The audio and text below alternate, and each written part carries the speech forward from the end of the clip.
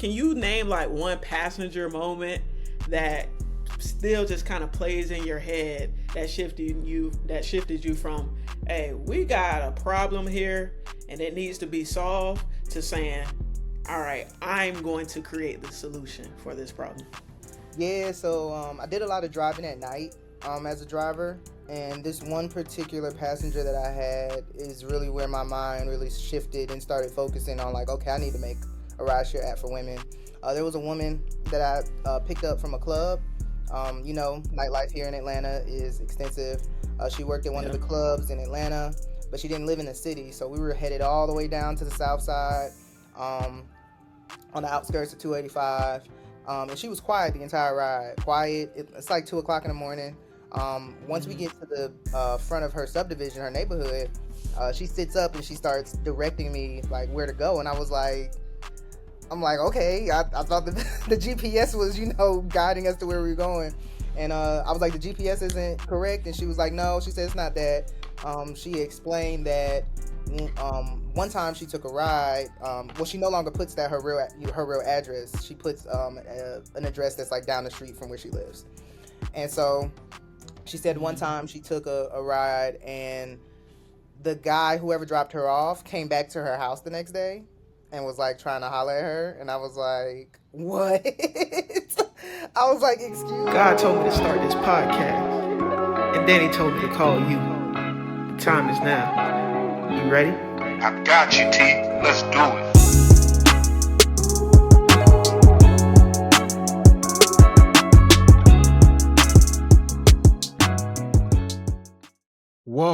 Welcome, ladies, gents, and non-binary conforming folks. This is your boy, Dr. C, once again coming to you on this wonderful Sunday afternoon with my illustrious co-host, Tesh Johnson. How you doing this Sunday, Tesh?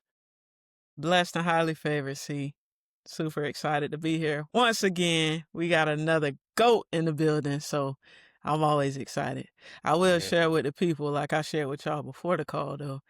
My kids at church, at the children's ministry, they say they was acting up last week. But we had a lot of fun today, so I love it. I love them. I be missing them because I serve every other Sunday, so it was good to see my babies again today. I mean, sure, all you gotta do is ask. They love to have you every Sunday. Oh, I'm sure they would. Hey, Teach, tell the folks about the last time they heard you. They heard the spots was limited, man. So what you got left? Like 2 or 3 now for the legacy coaching. What's left over that folks can sign up and work with you outside of what they hear on the mental locker room? Yes. So if you're a former athlete, current athlete, a coach, anybody who is ready, emphasis on ready, to build income and influence beyond the game, I want to invite you guys into my locker room to legacy one-on-one coaching program. As C just said, we got a couple spots left. So this is my private coaching program where I help you take the mindset, the discipline, the skills that you developed in sports and turn them into money-making offers online. So that could be coaching, that could be digital products, speaking, or building your personal brand. So if you feel like you want to be one of those people, go ahead and book a strategy call with me at competitiveedgeleadershipacademy.com. That is competitiveedgeleadershipacademy.com. Let's go ahead and build that legacy beyond the game. Hey, get that coaching, man. Let me tell you, if you don't know how important and integral to your success instructional coaching is right now, think about it like this. There are 2 people on the call who coach. Both of us also have coaches.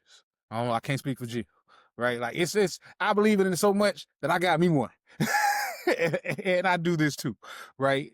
Get that thought partner, man. Get yourself unstuck. Do the things that you need to do to get that success that you dream of. Stop making it a dream. Let's make it real. Link up with Tesh. And I know y'all, if you new and you tuning in, you're like, hey, coaching? What? Yes, you're going to learn about that. You're going to hear a little bit about it because this is the Mental Locker Room Podcast. And the Mental Locker Room Podcast, for the uninitiated, is a space for former athletes who've turned entrepreneurs and industry leaders to inspire other athletes to find their identity, their purpose, their legacy, and their mindset beyond the game. Now, this week, man, This week at the Mental Locker Room, we are joined by Jillian Anderson, or as she is best known in the startup world, the powerhouse founder and CTO of HERide. Yes, we got a little celebrity. If y'all are in any of the social media spaces like me, you remember when I remember where I was when I first read this story. And I was like, Black woman starting a rideshare company. Let's go be great. Jillian is the founder of the first woman first rideshare company for those that are unfamiliar. And it's changing the way that we think about safety, equity, and community on the road. From her days as a multi-sport athlete at Albany State University, where she dominated in volleyball, basketball, and track. All right. And then still studied because she finished, right? She did all those things and still hit them books, right? And she went from those to teaching herself how to code and building a team to build up an app that guarantees that women riders are going to be matched with women drivers. Jillian's story is where grit, vision, and resilience come together and make something that may seem impossible possible. As one of the few Black women leading in the tech and transportation space, she's not only rewriting what's possible for entrepreneurs, but she's proving that inclusion and innovation, they go together. All right, they look real good together. Jillian, welcome into the space. How you doing this afternoon? Say hi to the people. I really like that intro. That was good. What's going on, everybody? What's good? What's good? I'm glad to be here. Thank you for allowing me to share the space with you guys today. Of course, we are glad to have you, man. When Tesh was we was getting the guest list together, she was like, "Yeah, Jillian Anderson." I'm like, "The rideshare lady? Like, how you get that? How you know these people? Where you where you been at? Who you been talking to?" So I'm really glad that you're here today as well. And I'm sure I can speak for Tesh as well, man. It's gonna be a good one. We're excited. Thank you. Thank you. Thank you. I told Tish yesterday Super. I love to run my mouth, so it's gonna be a good one. Yeah.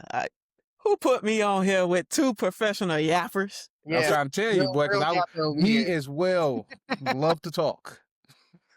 Hey, I'm ready though. Hey, I got my notebook. I'm ready to take some notes because see, I'm trying to get in this tech space. You know what I'm saying? Oh So go yeah, ahead. You better be dropping them gems because I ain't listen. yeah, for sure. We gonna have viewers and listeners, but I'm tapped in myself. So man, tell us, Jill. You said her ride began with the stories where you were driving yourself. But can you name like one passenger moment that still just kind of plays in your head that shifted you from, hey, we got a problem here and it needs to be solved, to saying, all right, I'm going to create the solution for this problem.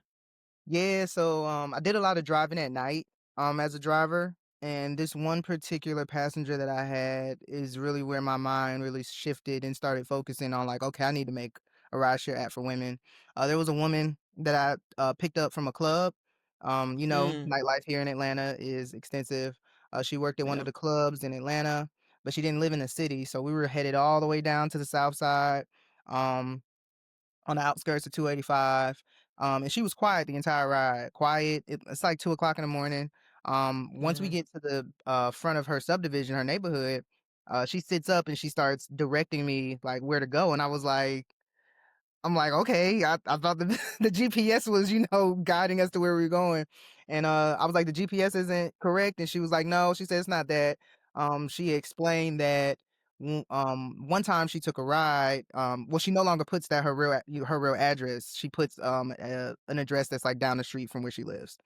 And so she said one time she took a ride and the guy, whoever dropped her off, came back to her house the next day and was like trying to holler at her. And I was like, what?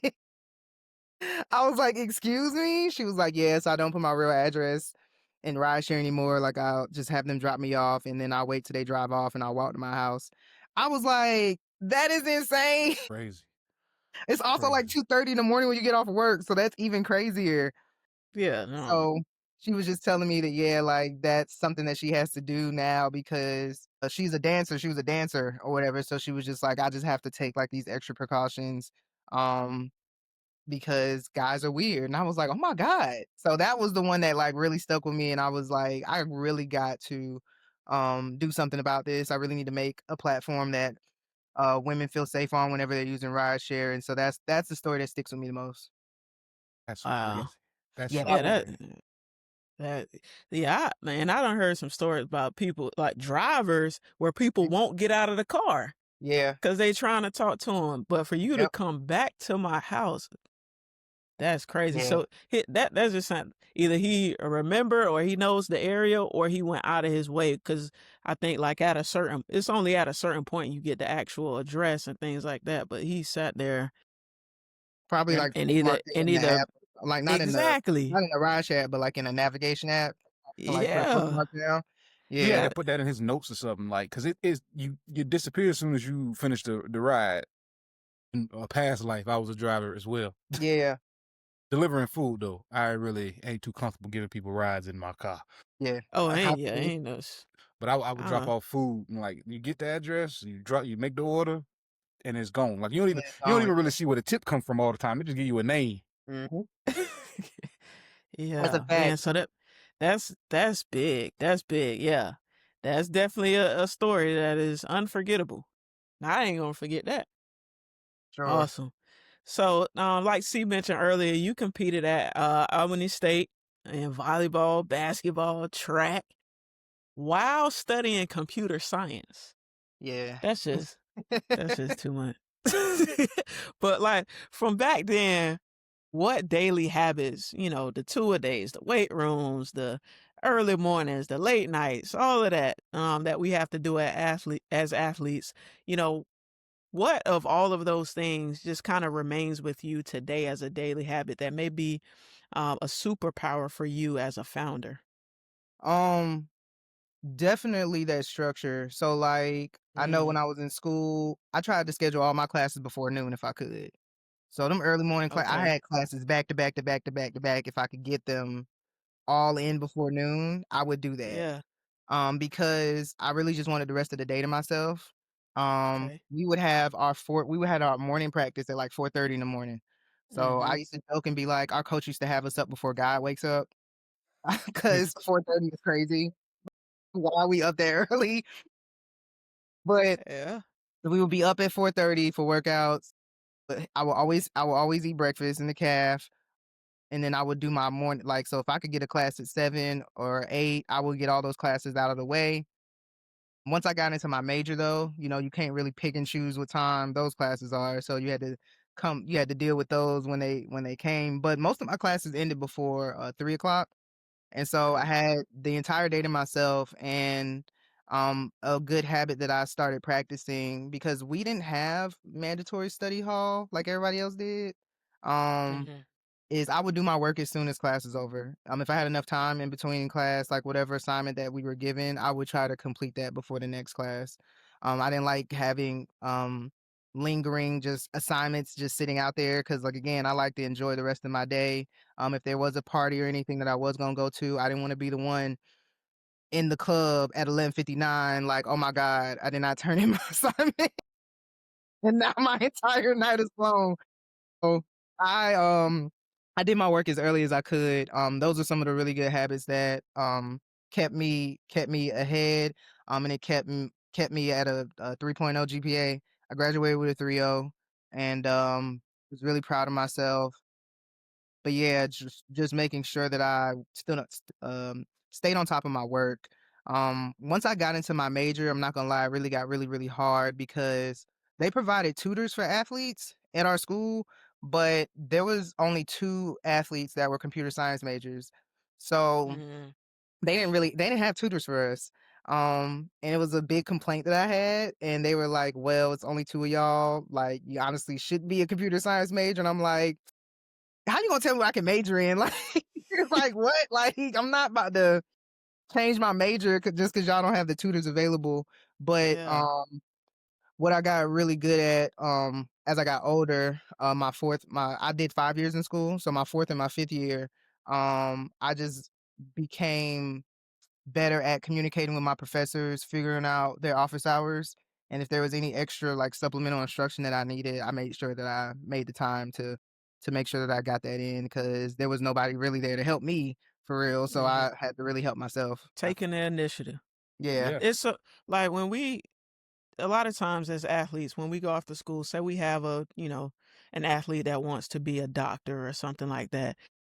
how quickly do they say, "Oh, you're not gonna be able to do that because you got to go to practice because these classes, the classes that you need are at the same time as practice and all of that." And they push you to this degree that you don't even know what the degree is even about, is about to be a babysitting degree. And it's just like, what are we even doing here? And so you took the initiative of, no, I'm going to study this, whether there are tutors or not. And I'm going to figure out a path to where, even if nobody else helps me, I'm going to help myself, and be in the rooms and the spaces and places and go down the path that I want to go down no matter what. But so many athletes fall into, they just listen in the beginning, to whatever everybody else is saying, and those dreams and their aspirations and what they actually want to study and become, it goes out of the window, Yeah. never to be seen or heard from again. And so I think that we just have to do better at that as coaches, as educators, but like you yourself, as athletes, taking the initiative and actually standing for something. Um, because for you, the ball stopped bouncing. Uh, the cleats, the spikes, they ran dull. The you stopped, the net had to come down on the volleyball court. Everything stops, but it's like, no, that computer science degree, that ain't stop. And everything that you got from that as well. And so I think we need to just put more emphasis on that. And like I said, take initiative as the athlete as well. Yeah, for sure. I appreciate my university for not really pushing me to drop my major. I know when I first got I came in on a track scholarship, so I told anybody that was recruiting me out of high school for any sport, I let them know up front. I said I will be majoring in computer science. Like there's no changing my mind about that. So if that is an issue for your program, I can't come here because I'm not gonna change my yeah, my life career goals because you want me to run track here for 4 years or do whatever it is for 4 years. So that was like the big determining factor for me. Coach at Albany State was like, "You can do whatever you want." Like, I'm Yeah, well, please just come here, please. please come here. I was like, "All right, cool." I appreciate them for that. I do wish we had like I said, the tutors, the Hmm. supplemental that extra help that they did provide the athletes with. I Yeah. think once I left, we started having more STEM majors that were athletes, and so I believe that they now do provide that for the athletes, which is great to hear. But yeah, me and Yeah. my other fellow student athlete, his name was Cedric. I'll never forget his name. We were the only two computer science majors. He was a football player, and I was basketball, volleyball, these other sports, and so we just used to be in class like, oh my god, like we up here missing class. The professors had a huge issue with it. Because again, they Hmm. didn't teach many athletes, so they were like, "Why are you missing? Like, what is going on? Like, why are you giving me the schedule?" And it's like, well, I'm a basketball player. I'm a volleyball player. These are the days and classes that I'll be missing due to games. And they were like, "What?" Mhm. Like, oh my god. So yeah, so I really had to grow up because Hmm. they honestly didn't understand it either. And they felt like sometimes that they didn't have to give me extensions on certain things and all this other stuff. And I'm like, actually you do. Like it's actually you do. So it was a very big learning process, just being a computer science major, but I wouldn't trade it for anything in the world. I'll never forget being on bus rides coming back from games. Everybody sleep, and I'm literally on my laptop trying to figure out whatever coding assignment or exercise that I had, and up here trying to figure out like where's the error in my code while everybody sleep. So I remember those nights. Yeah. I remember those nights. I definitely tell people I earned my degree. You can't sit there and tell There me you go. I definitely earned mine because those are some nights where I really wanted to cry. Mm, I can Yeah, only imagine. it's like hearing your story. One thing that stands out is like you're clearly committed. You are a three-sport athlete and a major that ain't no walk in the park, and you still are able to juggle all of these. So you gave us, the success of, you stayed up all night to get things done.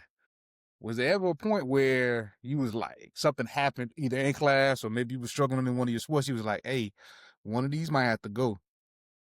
Yeah, so I didn't do all sports at the same time. I came in on a track scholarship. I did track that year for track season, but track season wasn't until spring. And as soon as I got there, I was like, I'm not doing track for 4 years. I just knew that. I knew that about myself. And so I actually did research on the other athletic fields and stuff like that. I saw that the volleyball team was pretty good. So I actually walked on the volleyball team as soon as I got to Albany State. So I would go to track practice and I would go to volleyball practice. That's the only so my freshman year was the only time I was actually doing multiple sports within the same year. And at the end of track season, we won conference. I did well. I did what I was supposed to do. They wanted me to do the hip, and I just really wasn't feeling that. So I finished track season successfully. I sat down with my track coach because he saw that I played volleyball too. I talked to the coaches, they allowed me to do it. And I told him at the end of the year, I was like, hey, so I really appreciate you giving me this opportunity to come here on a track scholarship. But I would love to switch my scholarships if possible over to volleyball. And so had that conversation with him. He had the conversation with the volleyball coach. Honestly, they were with it. Um, and so they allowed me to transfer over. And so that freed up a space for on the track team for him to go recruit somebody else. And then also it helped fill the slot because the coach, he only recruited, I think, 2 people that year for volleyball. And so me coming in and making the impact that I made was super helpful for the volleyball team. So I transferred over to volleyball. I did volleyball for sophomore year, junior year, and my senior year. And in Division II, you get 5 years of eligibility, 10 semesters. And so because I was in school an extra year, the end of my senior year for volleyball, I told the coach that I also wanted to play basketball. He was also the basketball coach. And he didn't think I was serious because I played intramural basketball. Some of the players from the basketball team used to come to my games. I had this brief moment, like my sophomore year, I think, where I told the coach I wanted to play basketball. And he was like, all right, well, stay over Christmas break and let me know, we're going to put you in practice and stuff like that. And when I did, I realized that I was not conditioned. So, like, coming out of volleyball, Yeah. going to the basketball, it's 2 different types of conditioning. Oh, And so yeah.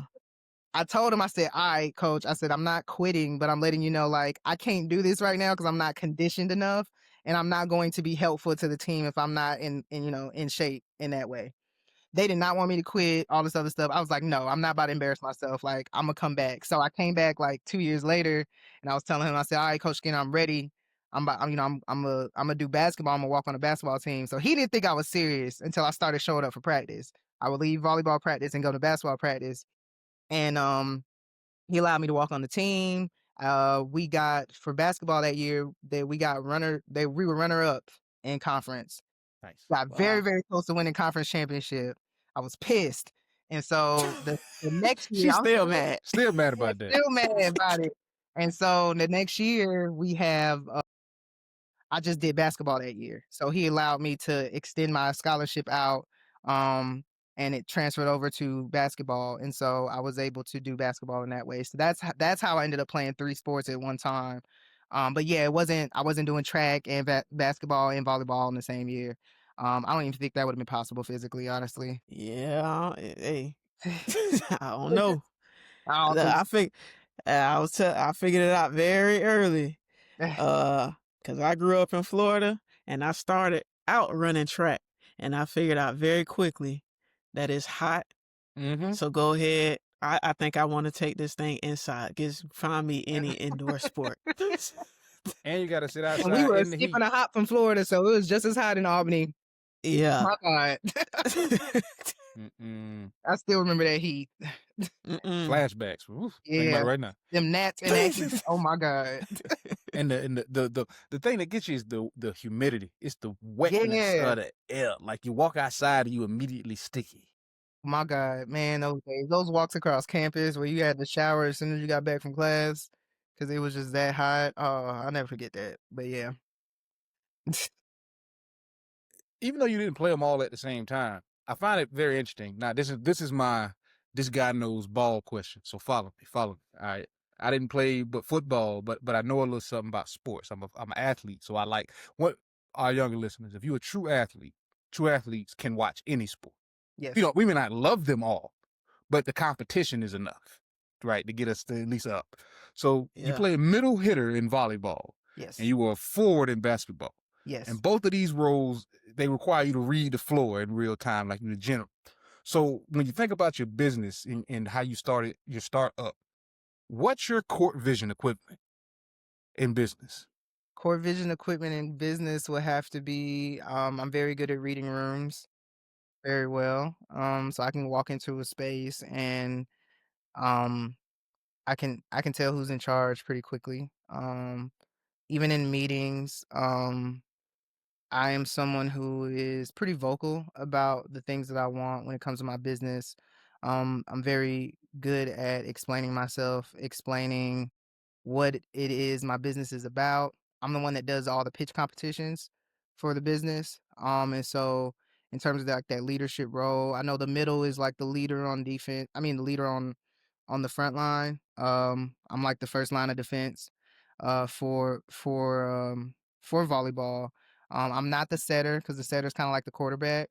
But I am like that first defender. And even in basketball, same way. So like I'm that first responder on for my team when it comes to HERide. And I think I definitely take a lot of what I learned in playing all these different sports into business with me. Um, I know how to talk to different types of people. I know how to work with different types of people due to all the different team sports that I've played. And I think I really attribute a lot of the things that I've done in sports to how I run my business. We even got Letterman jackets, like all the people that are like Wow. integral part of the team. We have Letterman jackets. I'm gonna start buying patches as we start hitting certain milestones to put on our jackets and stuff like that. But yeah, like I'm just very team focused. So I like to do things and think of how this is going to affect the team when I do make that decision. I'm always talking to my co-founder. My co-founder, her name is Devin Starks. Um, so before any type of decision I make or that I want to make about the business, I always call her, get her opinion on it. Even though she's usually always with whatever it is that I want to do, because she came on the team a couple years after her ride started. But I'm still someone who's like, I still need to hear your opinion on it. So yeah, those are like, I guess when it comes to like just different equipment that I bring to my business, it'll definitely be the mentality. Um, um, I'm very defense focused, so um, I'm very, very passionate about protecting the brand and the image of the business, and how we look and how we are presented to the world. So those are the things that I cherish the most. That's my equipment that I bring with me, and I, my I pa- oh, I'm sorry. Go ahead, Jill. Oh no, you're good. My passion. I'm just an extremely passionate individual. Yeah, it makes sense, right? That's why you on defense, Yeah, right? Like you for trying sure. to stop the other team from doing whatever it is they want to do, Yep. right? To you and your team. Yep. And I love you started with, that you can read people, right? Hmm. And both of these positions require you to read. So was there ever a time you can tell us about where you made the wrong read, right? You made Yeah. the wrong read and it kind of messed the play up a little bit. How'd you get back on Yeah. track? This past year, I went with so we were redoing my app. We're in the process of redoing or redeveloping the app. I didn't code the app myself. I got a team to do it. And so, there was this team last year that, introduced themselves to me, a small dev team out of Atlanta that told me that they could rebuild my app for a set amount of, for a certain price. I liked the price point that they quoted me.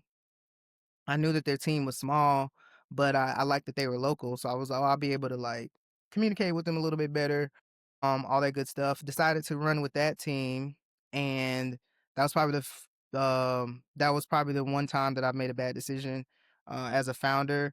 They weren't able to do they weren't able to complete the task, even though it was mapped out exactly how it was supposed to be. They just weren't able to complete it. Towards the end of it, they were trying to charge me more than what they quoted because they basically bit off more than they could chew when it came to wanting to redo my app. And so I all in all I ended up wasting about like $15,000. Oh, Yeah, I know it's crazy. It's crazy. This crazy. I know, right? So wasted that. Ended up in cutting ties with that dev team and going back with the original dev team that made my app the first time. So, like I said, it was a $15,000 mistake. But the dev team that I'm working with now, that I was originally working with, they're almost finished with the new rebuild of the app. We'll be live. We should be live by October 1st. And it's going to include a dispatching platform. The app's gonna look a lot more modern, in terms of just the feel and the look of it. But yeah, so that was one time where I made the wrong call for sure. It eats me up alive because I am a little bit of a perfectionist. And so making mistakes is something I do not like to do. But I've learned to live with it. and now you won't make that same $15,000 mistake again, Hell right? no. Absolutely not. Sorry, courage, but yeah, hell no. Oh my God. Like it's part of the game. It's part Mhm. of the game, and that's why we get into it as entrepreneurs. We want to build something that becomes successful, and we've got our fingerprints on it. But as we're doing that, we find out that there are going to be mistakes that are made, and I think it's more about the recovery. But what are you going to do after? Like you said, like you're not going to make the same mistake again. Are you tracking it? What did or didn't I do when it came to choosing who I wanted my dev team to be? What went into that decision making process, or what didn't go into it that should be in the next large decision that I make for my team and for my business, my company. So I think any aspiring entrepreneur or founder needs to hear that there are Yeah. gonna be mistakes that are made. Are you learning from those mistakes? How are you recovering from those mistakes? What's next after that happens? Yeah. Because you can't, like you, soak in it. But just know it's coming. That's the only way we're gonna learn and grow. I remember Mark Cuban, the billionaire, former owner of the Dallas Mavericks, Shark Tank, guy, where, when he first started out, one of his employees ended up stealing like $80,000 of the $82,000 that they made. Yep. And it's like, who is around me? And so those are mistakes, right? And so vetting people on your team and in the decision making process like that, those are things that come with it. Imagine that, riding up to the bank thinking you about to cash this check or take some money out and you ain't got none in there. Just I bet he I I don't still be know. looking for them to this day. To Care this how day. rich I am. To this day. And I need whatever's left over, because I know it all ain't gonna be there no more. But I need whatever you got. Yeah, man. Whatever's left, I need that. Yeah. And so now he's a billionaire, but just imagine if that one moment, that one mistake, that one bad hire or whatever it was in that moment, if he let that be the judge of everything else that he would continue to do within his businesses in the tech space and things like that, he would never have become a billionaire. That's a fact. So, Yeah. no, And, that's great stuff. Great stuff. and now he's in a position where if he missing $80,000, they He probably ain't ain't gonna gonna even hurt know. Mark Cuban no more, He right? probably know it at this point. And I think that his story is real similar to maybe where you started at, right, Jillian? You came from a Division II school, two Division II athletes here, a Division III athlete here. Our Division I listeners, I need y'all to know, y'all got all the money. And the NCAA keep all the money for y'all to Right. so we play because we love the game. So you're no stranger to doing all and juggling all of these activities with very fewer resources than other programs may have, right? Right. And then you started a startup in the rideshare space with less resources. Like, Yep. how did coming from a place where, regardless of what I have, I'm going to be successful, and now you starting a business, right, with limited resources. How do those two experiences teach you how to really be successful in this space? Taught me how to hustle, taught me how Mm. to be creative with the way that I market myself and show myself off. So yeah, you say we got D1 listeners, like the school, you know, is the big marketing arm, right? I look at the D1 schools like the Ubers and the Lyfts, and they got all the money, they got all the power, but say, you know, like at the beginning of the season, sometimes the D1 schools play like the lower tier schools. When it's your time to play, or it's your time to play that university, at least make them remember you. Like, you may not win the game, but they gonna remember you, and that's the approach that I took coming into coming into the rideshare space. Was very strategic about how we were going to be recognized in this space, and getting the contract with the airport is what made them recognize who I am. Because there were only two rideshare companies at Atlanta's airport, and I was very strategic about choosing Atlanta as the headquarters. One, I just love it here, but I knew Atlanta has the busiest airport in the world. So we're talking about busier than New York, busier than LA. That this Our airport is the busiest airport in the world, and so if there's only two rideshare companies that service it, if I get approved at this airport, that means that they're gonna know who I am, what my company is, and they're gonna want to know, like, okay, this company could potentially be a threat to us. And so that's exactly what happened. We got approved at Atlanta's airport, and Atlanta, I think we got approved in like July 2023. Every month we have to be on a call with the ground transportation team, and it's all the rideshare companies on the call. So it's only three of us. So it's a representative Yeah. from Lyft, Uber, and us on the call. So they had Okay. known about us. They had known about us and our approval since July, and we were getting ready to actually drop a press release about it in September. Um, that's what my co-founder does. So she was getting quotes from ground transportation and different people from the airport, like the airport manager at the time, and they knew this. So Lyft and Uber knew this. And what the airport decided to do is that they were like, "Well, you guys don't have to, waste money on a press release. We'll actually release a press release on you guys' behalf because, I mean, you guys are a new company. Also, this is kind of like a historic thing. Yeah. Just a little bit background. All the people that work in ground transportation were Black women. So they were super Mm. geeked when I got my approval, when I came to like get my permanent stuff. They were like congratulating me and all this other stuff. And so they told, they had the airport marketing, the press people, whoever over the marketing department at the airport. They decided to drop our press release and distribute it amongst their channels, right? And so you can fact check me on this. The day before the airport dropped our press release dropped on, I believe, September 13th. Lyft announced on September 12th that they were dropping the Women Plus Connect feature on their app. And so, and so, like, these are the different ways that like the big tech companies try to squash like the smaller businesses. And they didn't have Yeah. a meeting with me about acquisition, nothing like that. They are just trying to essentially make us disappear by stealing out, like taking the features that we have and putting it on their platform. But little do they know, I live in Atlanta, where on any other corner of the street you can get wings. There's an A-Town wings, there's a Yeah. touchdown wings. Like, you can get wings anywhere here in Atlanta, and that's how I look at Mm-hmm. rideshare. Like, it's only two major rideshare partners. I mean, two major rideshare companies that most people know about. There's room for a third. And so they're gonna just have to make room for us, because in my eyes, rideshare isn't going anywhere for a while. But yeah, that's the way that those bigger companies move. They're hoping that they, deflate your hopes and dreams of wanting to continue and pushing forward. But no, it actually helped validate my business model and my business idea. I'm like, you guys have been Yeah. around for almost 10 This is years, and now all of a sudden you want to allow women to ride with women. That's They very That's the thing, convenient. they don't.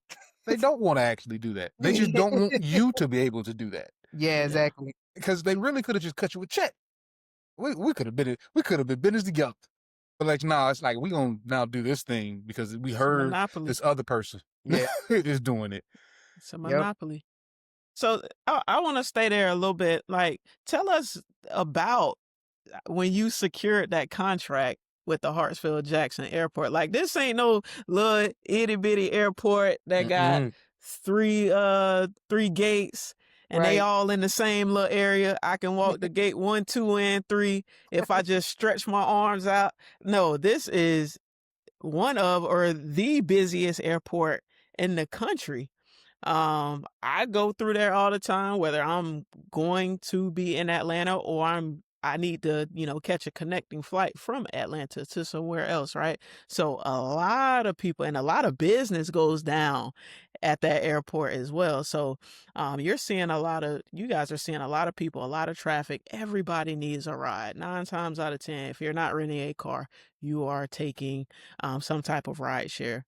So talk to us, like walk us through when you walked in there to have this conversation, you and your team with that airport as a Black woman founder pitching her ride.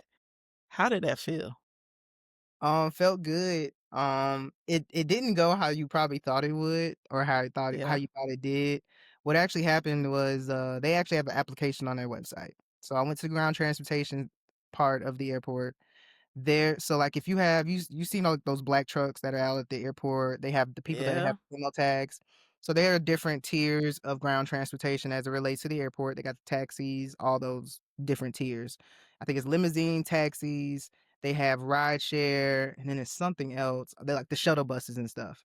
So all of that is listed on the ground transportation page. They have a permit section on that page, and Mm, I saw that they had a rideshare application. Like if you want to get a rideshare permit, this is the application you have to fill out. Now, it is different from what the limo people have to fill out. It's different than what the taxi cab and the shuttle bus people have to fill out.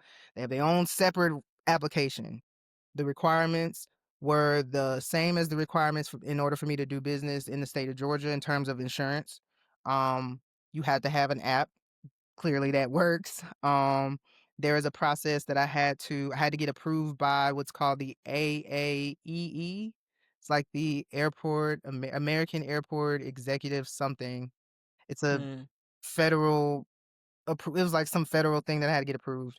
Essentially, when ride shares are in the airport area, we're being charged. So any ride share trip that originates from the airport, I have to pay the airport a fee, which is that surcharge that you see if you ever take a ride. If you ever look at your receipt, if you ever take a ride to an airport, they charge you a surcharge. It's like a little airport tax. We have to pay the airport for any rides that originate from their area. And the way that they're able to track us is there is an API setup that they have backdoor in my code to where they mm-hmm. know when my drivers are on the airport property, which is the perimeters that they have set. So that's how they're able to charge us, and keep track of that. So that approval process was what took the longest. They only have like one person working in that division or under that entity or whatever like that. It took them a year to get us approved in that way. Once we got approved, I even hired a developer to make sure that the API connection was good and all that stuff. They Mm-hmm. tested it. We were good to go. I paid my permit fee, so there's a permit fee. They charge per driver, and I had to have a minimum of 25 drivers. So I submitted 25 drivers at the time, paid my permit fee. And once I paid my permit fee, that's when I actually went in the office and met the people from ground transportation and went to pay the fee. And they were just like, how did you, like, not how did I do it, but like congratulating me in a way like, we've been waiting for someone else to like come in and try this because it's not that they're tired of Uber or Lyft, but the route that most people go when they're trying to get on at the airport is the limo. Like, oh, I have black trucks and I want, those black trucks to pick up and drop off at the airport. They was like, we don't understand why no one has thought to just start a rideshare company like Uber and Lyft. They're like, but like, congratulations to you because the process is not as hard as people think it is. You just have to be able Mm, to, have a fully functional app. So yeah. they were super stoked about that. And then when they saw that I was a black woman, they was just like, oh my goodness, like, congratulations, this is epic. So they've been super helpful, in that way. They actually just recently updated our signage So now the signage looks like the different screen grabs of the app. So like what our actual app little button on the app looks like, that's what they Yeah. put on the signage in the airport so that you'll be able Okay. to recognize which company. So you got Uber, Lyft, and you got us on there. So I thought that that was super dope because Yeah. our downloads have shot up over the last month from them doing that. So that's dope. There we go.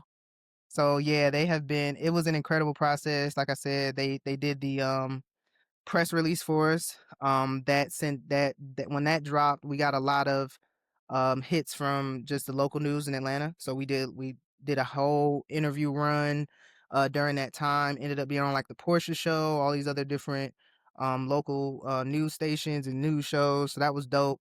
And like I said, they've just been very welcoming of us and our business in Atlanta. So it's been a blessing. I wouldn't trade it for anything in the world. Wow. I Wow. mean, So you were like, hey, I yeah, don't care what y'all trying to do with this Women Plus Connect or whatever it's called. We are here to stay.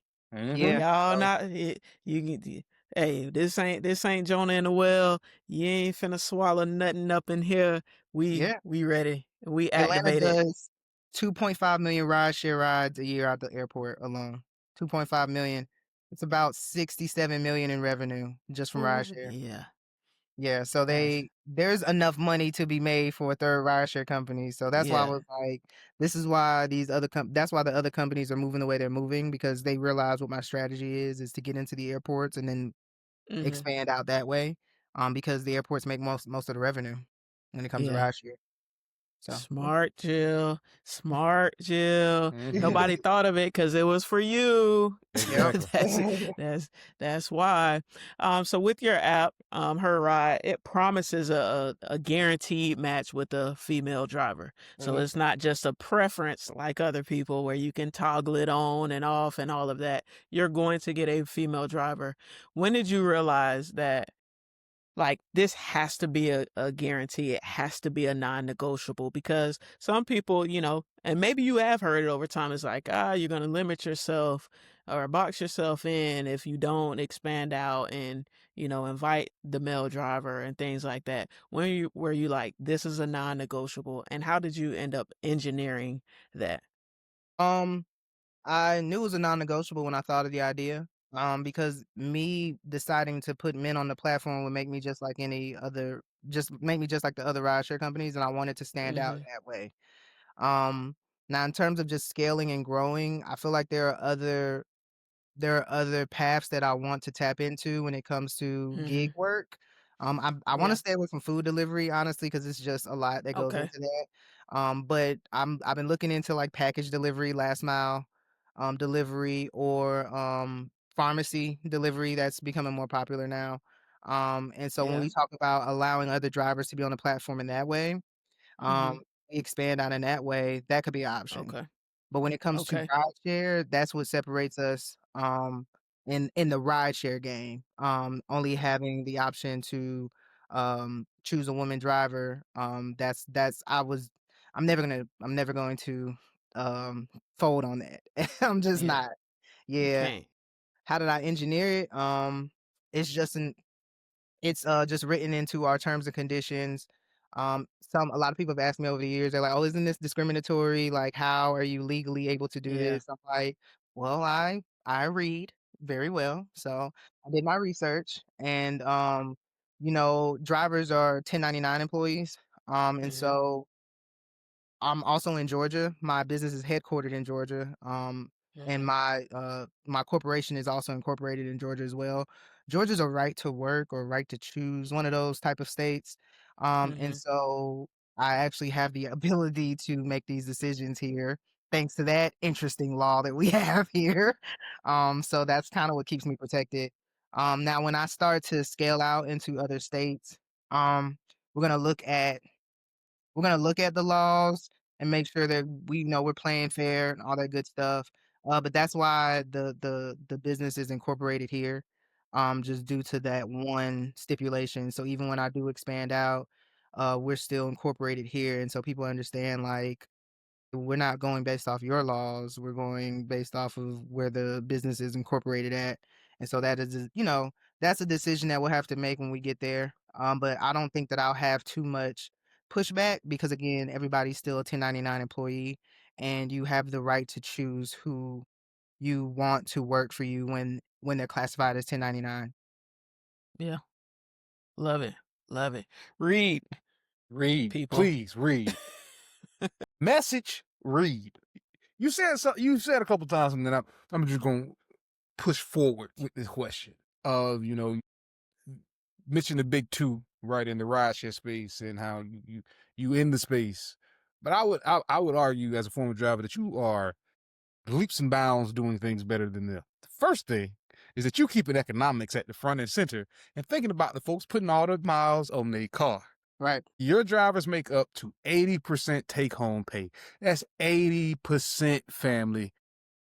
That you might as well be the business owner, right? And I want to know, what is the playbook, right, for protecting the unit economics and specifically the surging?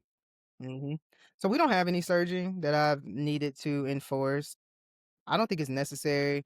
I think the main thing is stop being greedy.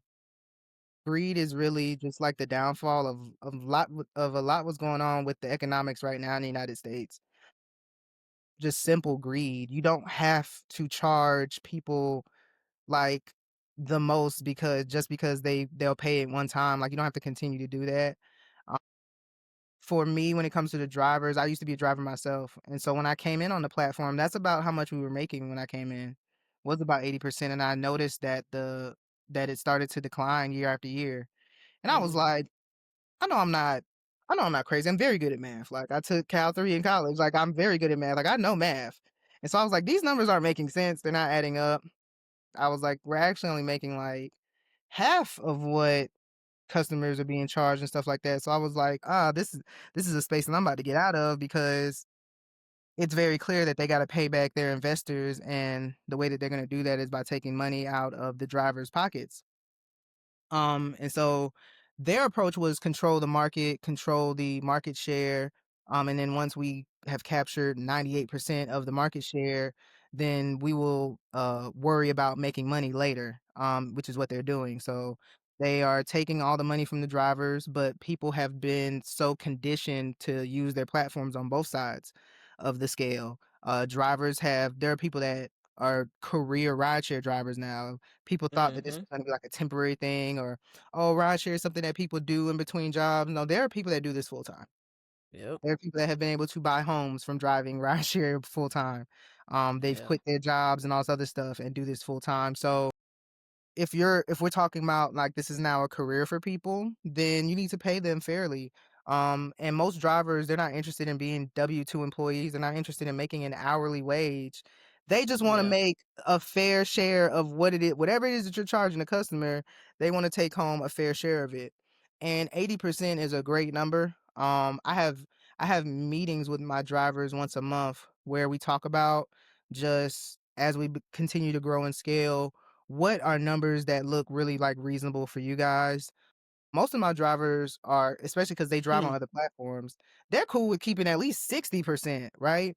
And so as we continue to grow and scale, I'll probably meet everybody in the middle at like a 65 or a 70%. Mhm. Just so that we can have money, extra money and expenses to one, keep a team employed, Yeah. grow and scale so that we can scale out to other states and other cities. And really for marketing purposes, Uber and Lyft are essentially middlemen. All they do is, they create the rides for the driver to complete. We don't really do that much work as the app, as the platform. We just provide the medium for you to conduct your business on. And so, Okay. yeah, like a 70-30 cut is something that I really would like to see more in the future so that we can grow and scale and I can really grow my team. But yeah, I got that. I based that number based off of how much I would want to keep as a driver. Uh, what would get me onto a platform and get me driving?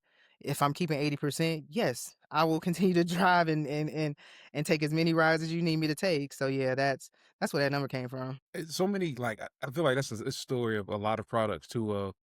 From the working perspective, all right, so these are the things that from the inside looking out, I can see we can do better. But then also as a consumer of, all right, well, what could we be doing better they're not gonna do it better. I'll just do it better. Right.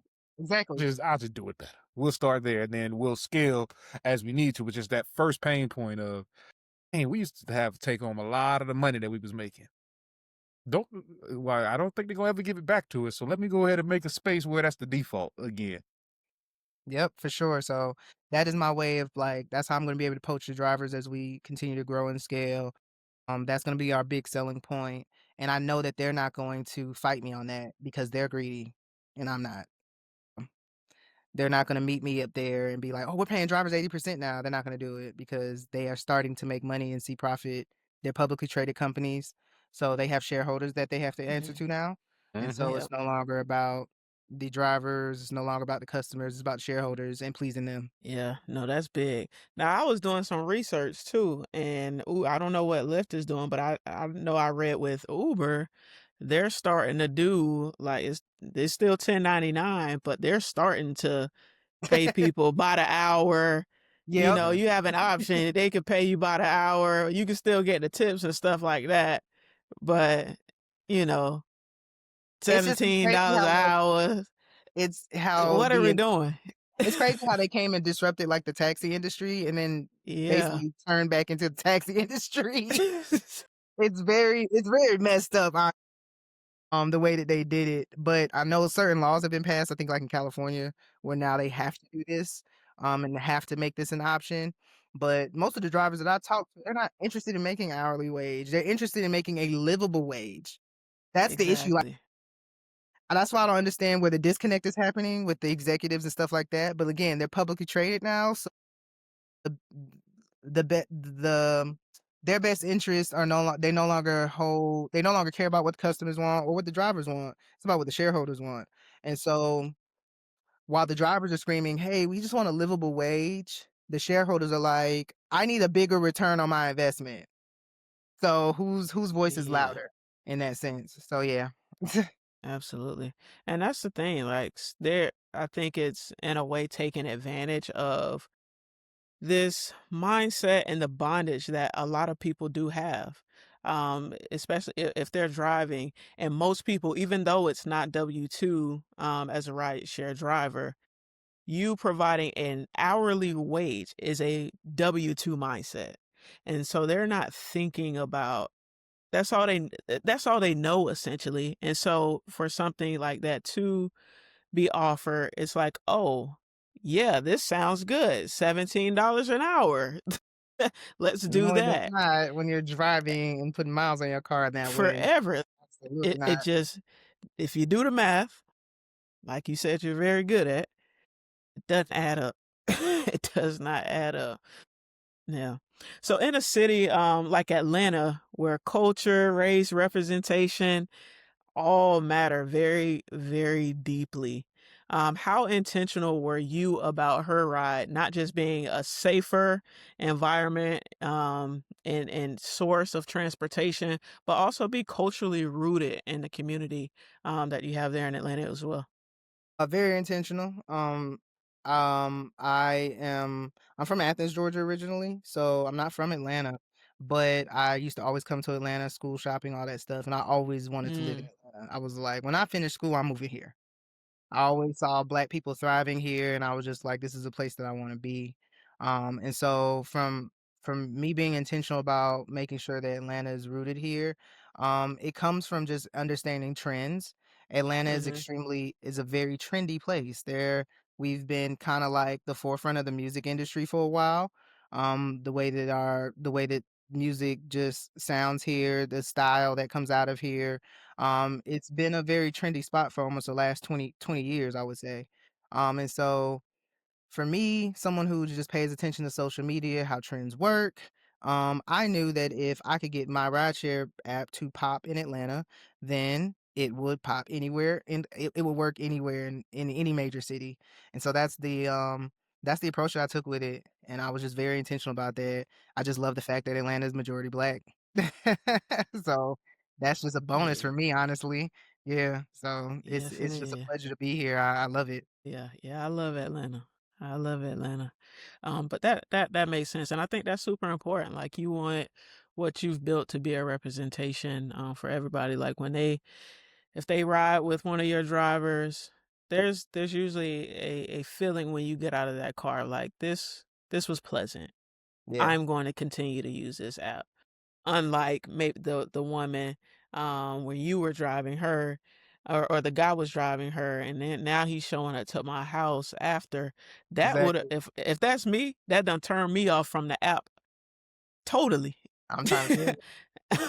I'm never even because you don't because now I don't know who I'm getting, who can drive me and all of that. So it's just like I ain't even gonna even use that app anymore. But for you to create something where they don't really even have to worry about anything like that and they can just vibe and have a good time. It creates an experience, especially for those longer rides. You at the airport and 9 times out of 10, it is Atlanta, so you're gonna be in traffic. Yup. Like 10 times out of 10 at this point. Traffic's exactly. terrible here. Yeah, so you wanna have a good time. So, Sure. um, and feel safe doing it. So I think that's super dope. And you're feeling the space in the way that you're feeling it. This is the whole conversation. The big thing that I'm taking away from it is this is deeper than an app, right? You're Yeah, for building sure. trust with a community of folks. So what's something that you do, outside of tech world, outside of marketing, that keeps your community trust strong? You talking on just her ride or just what do I do You, per personally? Jillian, take when you outside of Um, the her ride hat, how do you yeah. give to the community? Oh, I like to give back in just different ways. I actually pledged Greek when I was in school. Our line got dropped. So, um I'm someone who goes out of my way to do just service acts. Like I'm not going to record them or anything like that. But I give back to the community in so many different ways. Whether it's supporting the water boys here, we have this thing where we have guys, boys really that sell water on the corners during the summertime. I'm always buying water from them, even if I don't need it. Um, why? Because I respect the hustle. They could be out here breaking into people's cars, but instead they're standing in the hot sun selling water. So I respect the hustle. I do just community work just around the community. Like I'll go to a shelter randomly, and go help, give back. I know I taught myself how to cut hair in college, and so every year during the holidays, I will go home to my home church and participate in helping the homeless by providing haircuts. So Mhm, like I like to just do random acts of service where I feel like they're needed or where I feel led to give back in that way. Participated a lot in I've been doing a lot of this more recently since I've been speaking now, but I have a lot of friends that are teachers and they'll call me for career days and I'll come in, speak to the kids, do career days. I fly drones outside of doing her ride. I actually like to fly drones just for fun. And so I actually bring the drones in for the kids. They love it. Do like the career day talk with them about that and hopefully just gearing them towards technology. And then another way that I give back is through my social media. I'm always giving out free game, right? I'm not one of those people I'm not interested in creating a course and selling it to people. That's just not my ministry. That's just not mhm, where God is leading me to make a living out of. And it doesn't take away from the people that do that. It's just not mhm, for me. And so anything that I learn or any information that I've learned over the years, I usually tell it for free on social media, whether it's crypto, whether it's tech, whether it's building my app and stuff like that. I pretty much give out all that information on my social media for free. If somebody hits me up in my DMs and they ask me about it, I usually tell them like I don't gatekeep in that way. And so that's mhm. another big way that I give back to the community. So thank you for your service. Thank you for your Yeah, no service. problem. I think that's super important. Like service and humility are one thing, but actually showing up and being present because there are a lot of founders and business owners and things like that. Resources do matter, like monetary resources do Yes, matter, for sure. but they pour into these different foundations, but they don't show up. So it's just a number, not a name. It's almost like prison. It's like, Thanks. so it's like you showing up and them and people knowing who you are, you doing the haircuts and things like that. We don't always have time to do those things, but when we do and you make time and you're intentional about serving and giving back and even being humble enough to be in those spaces and take a step back and show someone a sense of relatability and representation and things like that. It's like, okay, I want to be like this when I grow up, for a kid to see that. And shout out to you. I talk about this all the time, the value of free. So you going and being intentional on social media as well. Like, I'm not going to gatekeep this information because there are a lot of people that they use social media solely to monetize. So they're dropping gems, this is great, but they're only going to give you so much because they want it to funnel you into something else that Yeah. they have to offer. But you're saying, no, that's right now, that's not my path. That's not what I'm being called to, but I'm still going to give game. For sure. Even Yeah. if nobody's paying me for it. I just want to see people win. And Yep. I love it. Thank you. Thank you. I love it. With you, and we talked a little bit about this before, but like, what feeling do you hope that your riders get from choosing HERide as their go-to source of transportation? Because now you already said it, like the app is blowing up now. You got the logo at the airport. Like, what are you hoping that they feel like when they see that, they download it and they feel those good vibes when they're riding around? It's like, yeah, A sense of relief. that's mm, Yeah, a sense of relief, kind of like a finally. Finally, yeah. somebody is here to compete with these behemoths of these businesses. Like, so a sense of relief for sure. That's what I hope that customers that experience our platform, women that experience the platform and have had rides with us. I'm praying that that's what it is, and I do receive that. I have so many endless emails of women that have used our services that are just like, I'm so thankful that this exists because this is something that they've been asking for a long time. And so us being able to provide that service and then also not charging people an arm and a leg in order to get from one place to another, that's something that, it really matters to me because I came from the working class. Yes, I started an app. People are telling me like, "Oh, you're going to be a billionaire one day." And I'm like, okay, cool, but at the end of the day, I always wanna stay grounded and rooted to where I came from, and that's the working class. I wanna make sure that the working class or the middle class still exists, as I progress throughout my career and throughout my life. I'm not interested in making as much money as I can possibly make. Why? Because at the end of the day, my life is gonna end. So as long as my family's taken care of, everybody's taken care of in Mm-hmm. that way, um, and we're allowed the freedom to pretty much do what it is that we want to do for the rest of our lives, I'm cool with that. But I'm not a greedy Mm-hmm. individual.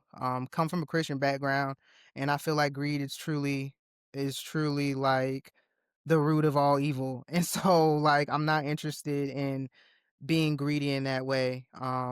I want to give back more than I want to make. So it is Yes. yeah, it's very humbling and I just want people to really feel a sense of relief when they use our platform. Mm.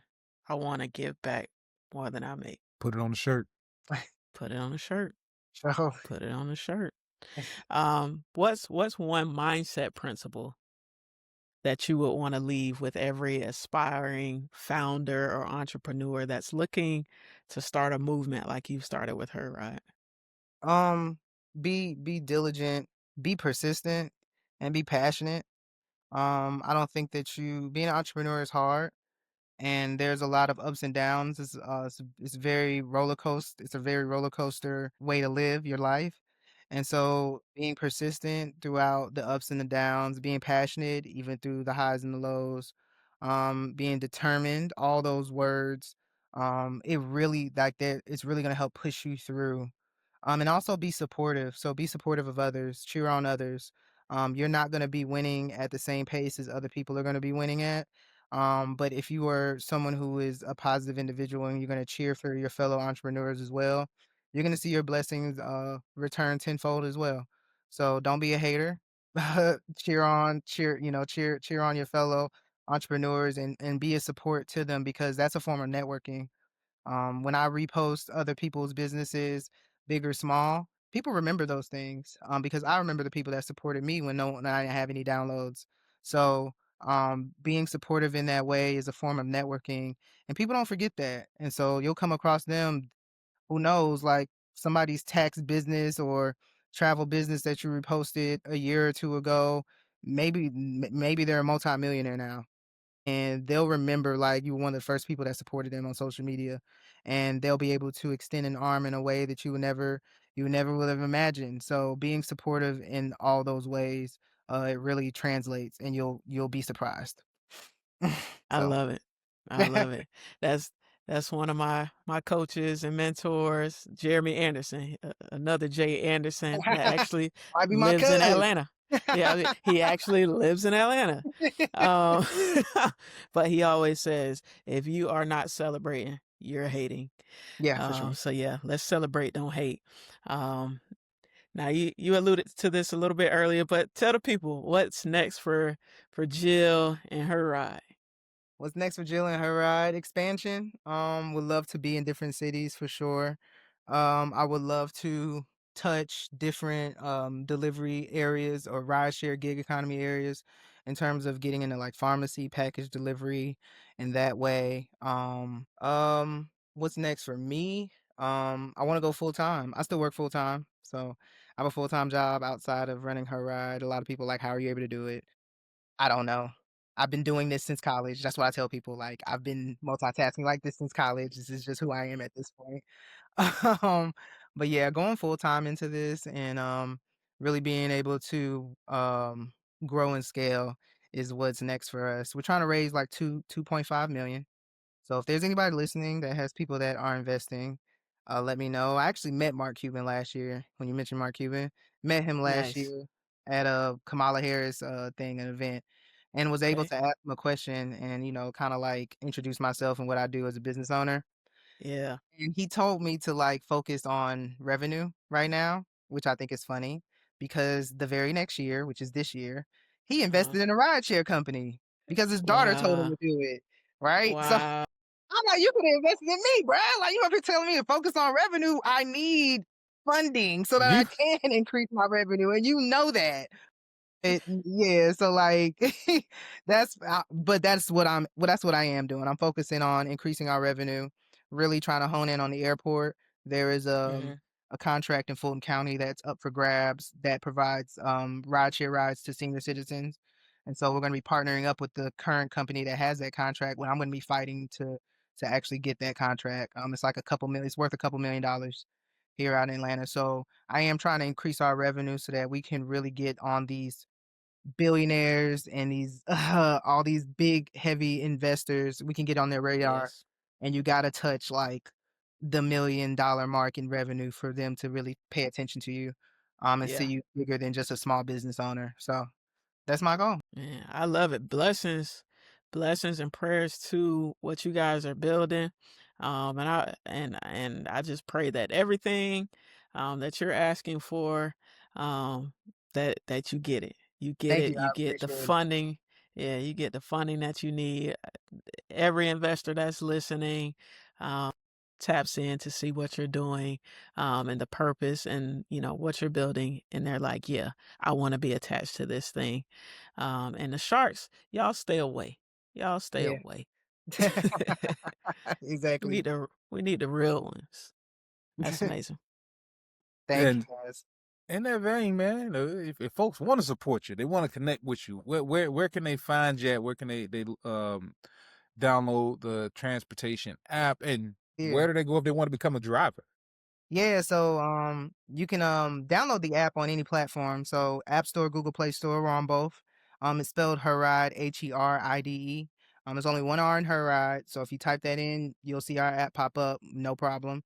Um, for drivers, anybody that's interested in being a driver, you can go on the website and fill out the contact form. We will send you the application link. So there is like a process to fill out on the driver app, and a lot of people get confused because they think that's the application. That's not the application. We have a separate application that you have to fill out. But yeah, hit us up in that contact form, and we will send you the link to apply as a driver and start the process from there.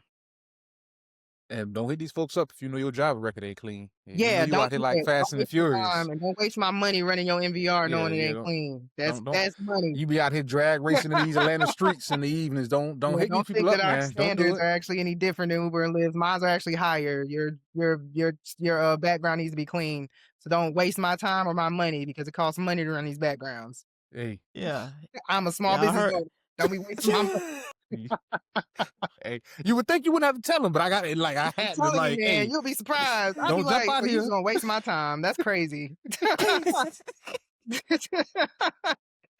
Not even my time. It's the money. It's the money part. I'm like, these MVRs cost money to run. Stop doing this. You know your driving record bad. You could be a pizza delivery driver with this driving record. Like, No, come you on. just got a moving violation in here Yeah. playing. I thought you said you wanted them to deliver No, I don't want any and packages. everybody. Not on my insurance. Absolutely not. Not in this Nah. economy. Nah. Have you seen these Packages. insurance rates? No. No. I know they No, high in no. Atlanta too. Yeah. I know they Man. high. If Y'all your crazy. mayhem is in your middle name and that's how you drive, I'm good. I'm good, Yeah, actually. she done told y'all she wants to provide a sense of relief. Yes. Yes. Okay. You're giving rides to people here, not packages. I may actually loosen. I'm not gonna lie. Like I'll loosen the restrictions when we get to like moving inanimate objects, but you're driving people around. Absolutely not. Yeah, it's gotta be real squeaky Not on precious my clean. cargo. insurance, you won't. You on social media, Jillian? Where can they find you at? Yeah. Where they can get all that free game you be spitting. For sure. You Yeah. can get it off of my Instagram. I make stories on Instagram because I'm old and I still do that. But I'm in my stories every day. Instagram is The Real Jill Gates. So I'm actually I'm known as Jill Gates on Instagram and just social media, period. But The Real Jill Gates, spelled exactly how it's supposed to be spelled. No extra spellings, extra letters or anything like that. What is it? Twitter? I'm Jill B. Gates. JILLB Gates. And I'm on Facebook too. It's under my real name, Jillian Anderson. So yeah, hit me up on those 3 platforms. I'm not on TikTok heavy. Everybody keeps telling me I should be. I'm probably gonna start, I don't know, doing lives or something like that whenever I have some free time. Probably start doing like TikTok lives, running my mouth on that. But I'm not on TikTok super heavy yet. It's really Instagram where you can catch me at. Jill at The Real Jill Gates. Hey, put that on a shirt. Jill Gates go hard. I ain't even gonna hold you. They go when my hard. dude gave me that name, I thought it was super hard. I said, I'm about to use this, right? He was like, "I'll do it. Do your thing." I said, "All right, appreciate it." that go hard, man. Y'all go ahead and give it up for Jillian sitting with us this afternoon. Thank you so much again for coming through and hanging out in the locker room, Jill, man. Thank you. Thank y'all for having me. I would love to come back again. Like I told Tesh, I was like, I love to run my mouth. Hey, we love repeat guests. We love repeat no guests. problem. We get even deeper into some stuff that you know that we touched on, but sure. can go a little deeper, man. So thank you, Jill. Tesh, you know what time it is, man. Tell the people what you got coming up, where they can find you at. Yep. Again, if you are an athlete or a coach and you're ready to build income and influence beyond the game, I have a couple more slots this year from my locker room to legacy coaching program. So again, book a free strategy call with me. I'm at competitiveedgeleadershipacademy.com. Let's see if it's a fit. And for all of my coaches out there, leaders, if you're looking for someone to do workshops with your team, maybe they need some career coaching. They need some guidance when it comes to transitioning as an athlete. You can book a workshop or a keynote on my website at teshjohnson.com. And those links will be in the description, along with Jillian's links as well. And then, of course, y'all know y'all follow the Substack. If you want to get into some of my creative writing, drop piece of the week. I want to write something dope. Got a new piece coming up called It's Complicated. So follow if you still like reading long form text. Follow Jill on all social media to get the free gems. Link with Tesh if you're ready to get unstuck in your business. And if you do nothing else this week, be good people. We'll see y'all next time. AC, God told me to start this podcast, and then he told me to call you. The time is now. ready? I got you, T. Let's do it.